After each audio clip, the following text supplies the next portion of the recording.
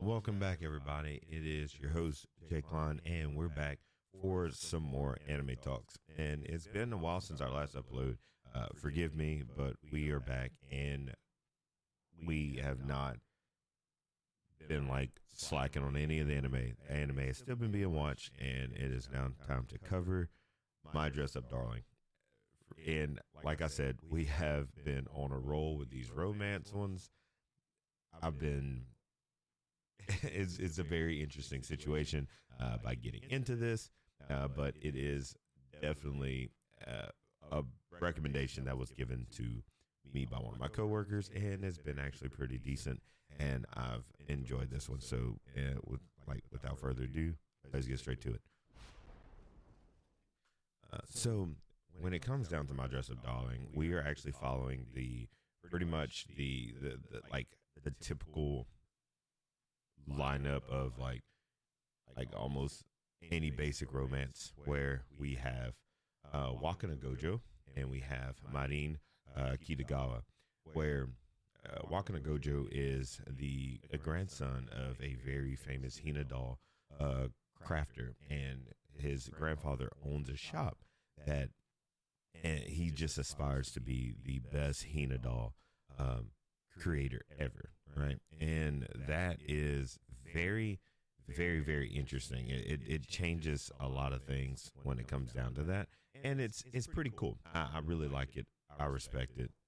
It puts it into a whole different perspective when it comes down to like a slice of life. When it comes down to that portion, you know, like you see. He aspires to be really good. He falls in love. Like you could technically say his first girlfriend was a hina doll that he fell in love with, and seeing how beautiful it was, and wants to become the best hina doll creator or crafter or craftsman. Where where things go, it gets a little wonky. But the thing that is kind of interesting about Gojo is that he is very timid. He's very relaxed. He isn't. What's the best way to word it?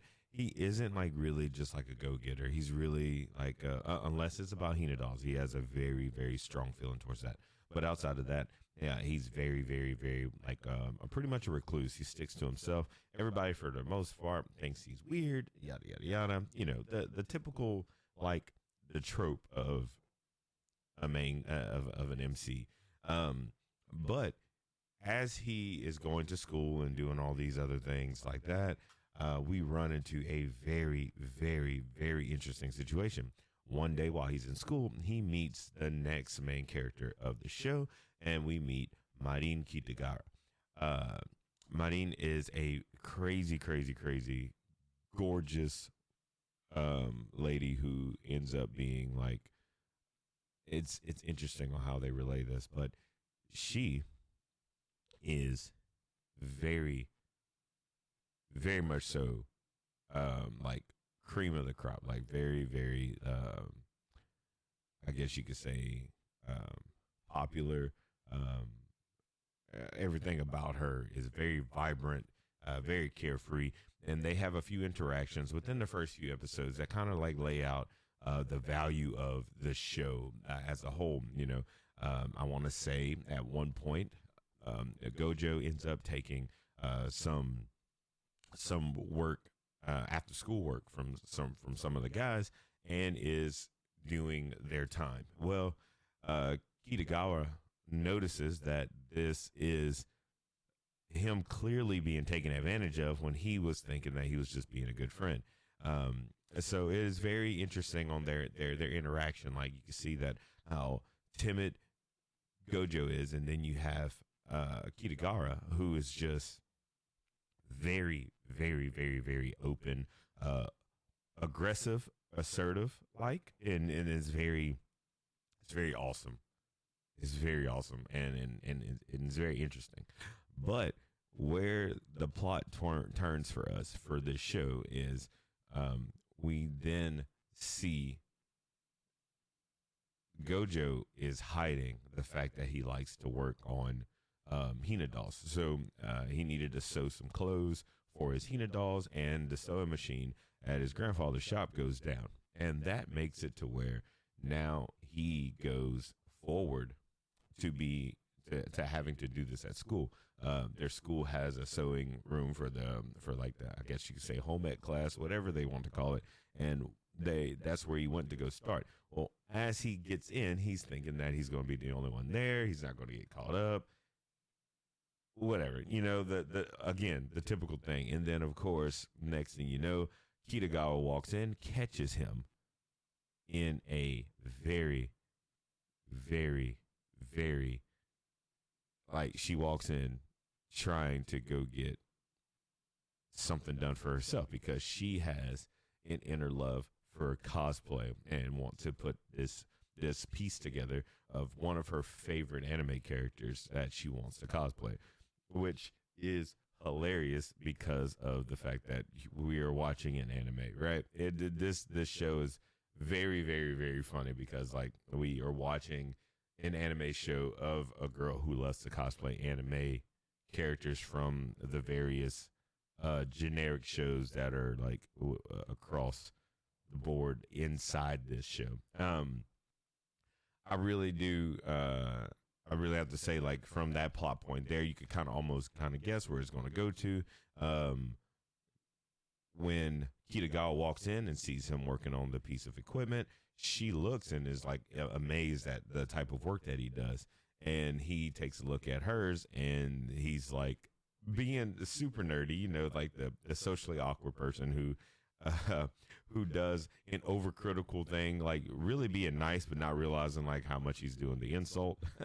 And it goes even deeper and further when after he does all the criticism, he notices what he's done, he apologizes, and then we move forward to the pact that really starts the show, and that is the fact that he will move forward and help her work on this piece of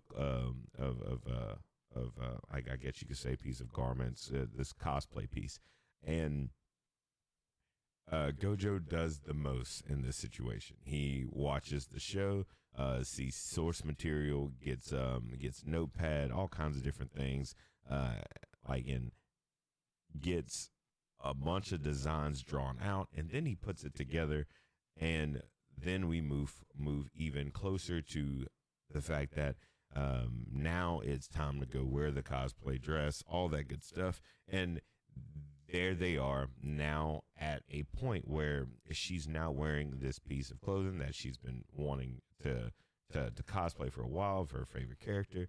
And that is where, and I won't lie, when I was watching this, I was like the heat was on already. I'm not gonna like say that it's not important on where this is going, but I will say the way that they handled such a very basic storyline. This is like a very basic storyline.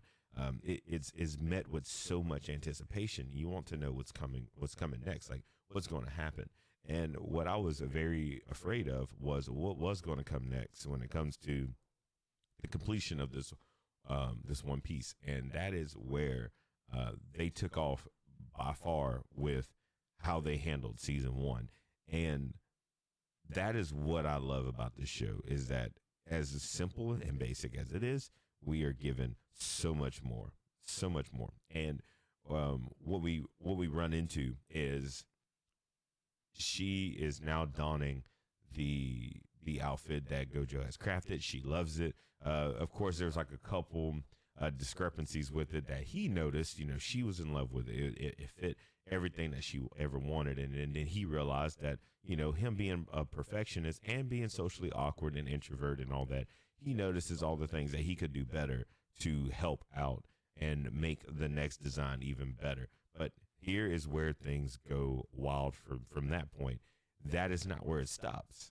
The show goes further with a bunch of different pieces and a lot of other different outfits and characters that she would like to recreate, and all within the means of the fact that they're now spending a lot of time together And our typical romance is now building up. They're falling in love with each other slightly here and there. You see a lot of different interactions where they're kind of like sort of being normal, and then they kind of like realize, oh, I have so and so at my house by myself, or hey, like they really, he really looks good. It's very funny, and it's a very home felt situation, and like it's very wholesome, and I really do like how they handled that, because this is just one of those shows that it can only go up from here, right? And it's only enjoyable from that point. I just don't see it ever getting any worse than this, and that's just season one. I was binge watching this, so season 2 did start for me, and I most definitely stopped watching season 2. I think I'm only one episode in. I stopped it just so I could be able to cover this without being able to mix up material and being able to give a direct review or the course of how things are going to go based on what I've seen. Their interaction between each other sort of reminds me a little bit of Rent a Girlfriend, but a little bit more straightforward. There's a lot more time spent and a lot less confusion going back and forth with a lot of other areas of life. You do have the fact that Gojo does like Kitagawa, and then Kitagawa does like Gojo. But here's the thing that definitely separates the situations compared to shows like Rent a Girlfriend. They spend an crazy amount of time, and there's not the whole little lying scheme that's going on where like they're trying to put on an act in front of other people that they're together or whatnot. But Gojo's timidness and low self-esteem problems does come into play at some point with thinking that he's not good enough to be around Kitagawa. So he ends up like almost kind of like pushing her off, brushing her off, simply because he doesn't feel like he's worthy to be around her in public. Like, we can be friends outside of this, but like I don't want to be seen with you because I don't want to cramp your style. And what's crazy, she ends up putting that down and doubling down on the fact that she enjoys his company. She likes him and picks him up, and that is like a very interesting way that this show touches different like hearts on different situations, because there's a lot of things that are going on in the world today that people just need to be lifted up, and that there is just like a pure example of that. And I do like that they inserted that, and it doesn't necessarily have to be taken in a romantic way, like, hey, I like you, I like your company, you're a great person, don't think any less of yourself, you're amazing. I do like how Kitagawa puts that kind of positive reinforcements on Gojo. It is just a really, like I said, heartwarming situation there that I do like about it. And then of course on their journey they meet like more people, like especially during season 1, where we have another cosplayer that is very popular, very like well known in the cosplaying community, named Sajuna.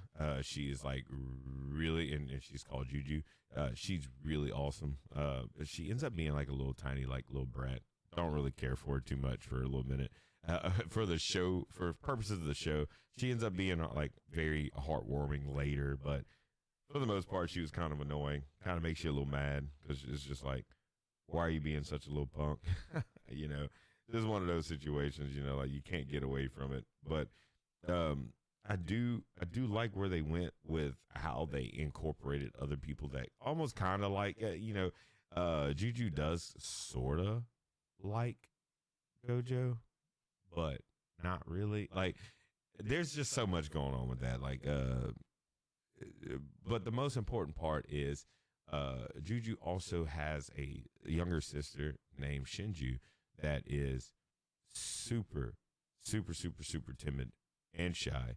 And there's a lot of the positive reinforcements that are brought out everywhere. And that is the most important part of this show to me. And that is the fact that there's so much positivity being brought forth for everybody when they don't believe in themselves. And I really feel like that this show does an amazing job with being able to bring out lighter tones and make it to where you really feel the show. And I just can't express it even more so of how well they executed, just like I guess a moral standing type of thing with character building on an emotional esteem level. Um, Outside of that, we do have the Inui sisters. They of course join in to do some cosplaying with Gojo and Marin, and things get a lot, like I guess a lot better with like their little rift that they end up having being in the show. And then of course we do have one more like slight person that plays like a little small part inside this, and that is Nabara, where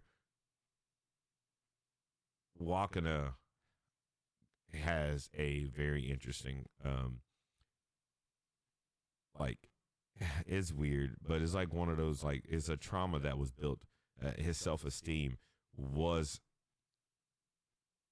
like introduced. The low self-esteem problem he has comes from the fact that his friend Nabara, his childhood friend, fussed at him, yelled at him, made him feel like crap.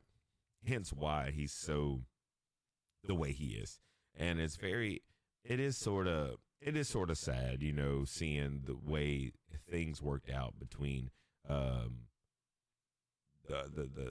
first season, as far as like the beginning, because of his confidence level being so low and all that, and then it's just now brought out, and then you just see a different side of him because he's able to go out and do things. And what's really interesting is him being like a hermit crab and coming out of his shell, all because he ends up running into Marin, and then Marin ends up being such an amazing like she's a great enabler of the great traits that Gojo has. And like I said, this show, I just simply off of just emotional value, this show is definitely a 10 out of 10 for me. Of course, take out like the little cringy romance stuff that happens here and there. Do not watch this with your children, by the way. This is not nothing that you want to have anybody younger than like 13 watching with you, because they do have a lot of interesting things that occur on a I guess sexual theme level when it comes down to that. But again, great show, great meanings. The world building is crazy. They do really good with the emotional value that they have within the show to uplift that, and it carries off well. I've been waiting to do this podcast so I can go step up on season 2 and be able to like ramp through that with no issues. We do have another series to cover, and I always mess up the name, but it's like not a married couple, but lovers, something like that. That's coming up next in about another week. I'm gonna cut down on the release time for that one, because that one needs to come out soon due to the delay of this one. So definitely be prepared. I'm excited to be able to come out with some more stuff. Again, I apologize heavily for the wait and how long it took for this to become into production. And it's just one of those things that during all this, there's a lot that has been watched. I've been catching up on JJK, all that stuff, but enough of the tangent. This show is worth watching. You can definitely give it a go. Season 2 is also on Crunchyroll as well, and season 3 is coming out in like about a couple weeks. So just gear up, get ready. The show is awesome. You won't regret it. You won't regret it. Like just hammer down on it. Watch it. You'll love it. I'm telling you, it will blow your mind. And excuse the fact that the last upload we had, I accidentally left my voice mod on, which is why I sound like a like an anime girl. So outside of that, I do apologize for that mistake. That was a horrible mistake. When I went to go play it back, it very much so made me laugh and made me realize that, whoever listens is going to still listen and get a good laugh while they're listening to the information that is being passed through.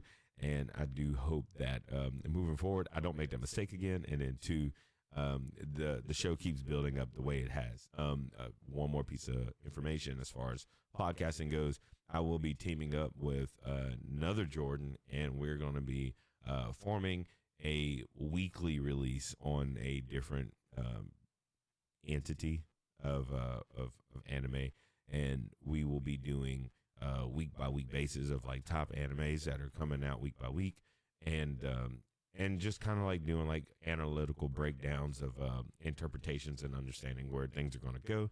And it's almost like being like a like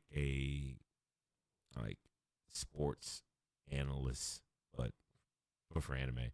And it's something that me and him have been very, very much so in the works about getting down and getting accomplished. But of course, it'll be in due time. We will be kicking off of that soon, so definitely be on the lookout for that. That's going to also be on all the other platforms that I use as well, whether that be YouTube, here on Spotify, Apple Podcasts, and a lot of other different options. We're going to have options of where it's going to be available to listen to. So whenever we get down to that, definitely get in as soon as you can to check that out, and let us know how we're doing, because that's the most important part of this.